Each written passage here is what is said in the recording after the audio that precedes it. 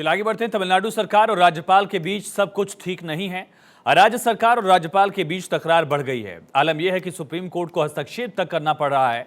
तमिलनाडु सरकार की ओर से पेश वरिष्ठ वकील अभिषेक मनु सिंघवी और पी विल्सन ने बताया, राज्यपाल ने नए निर्णय में कहा कि विधानसभा से दोबारा अधिनियमित विधेयकों को राष्ट्रपति के पास भेजा जाएगा। सुप्रीम कोर्ट ने इस पर कहा कि राज्यपाल विधानसभा से भेजे गए विधेयक पर सहमति रोकने के बाद ये नहीं कह सकते कि वो इसे राष्ट्रपति के पास भेजेंगे। शीर्ष अदालत ने कहा कि राज्यपाल के पास ऐसा करने का प्रावधान नहीं है। वहीं अटॉर्नी जनरल आर वेंकटरमणी ने कहा कि यह खुला प्रश्न है, इसका परीक्षण होना चाहिए।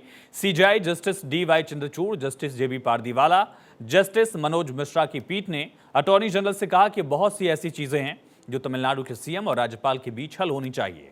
पीठ ने कहा कि अगर राज्यपाल सीएम से बात करते हैं और विधेयकों के निपटारे पर गतिरोध सुलझाते हैं तो हम सराहना करेंगे।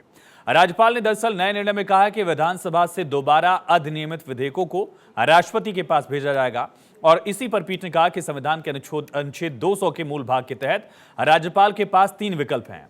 वो सहमति दे सकते हैं, पहला विकल्प, रोक सकते हैं, दूसरा विकल्प, या उसे राष्ट्रपति के विचार के लिए आरक्षित कर सकते हैं, तीसरा विकल्प है आर्टिकल 200 के मुताबिक। सीजेआई ने कहा कि राज्यपाल को इनमें से एक विकल्प का पालन करना होगा।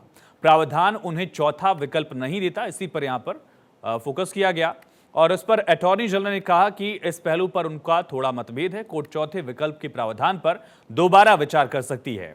पीठ ने भी कहा कि राष्ट्रपति और राज्यपाल की शक्तियों में भी अंतर है। राष्ट्रपति निर्वाचित पद धारण करते हैं, इसीलिए संविधान में उन्हें अधिक व्यापक शक्तियां मिली हैं और केंद्र के नामिक व्यक्ति के रूप में राज्यपाल को अनुच्छेद 200 के मूल भाग में दिए गए 3 विकल्पों में से एक का उपयोग करना चाहिए।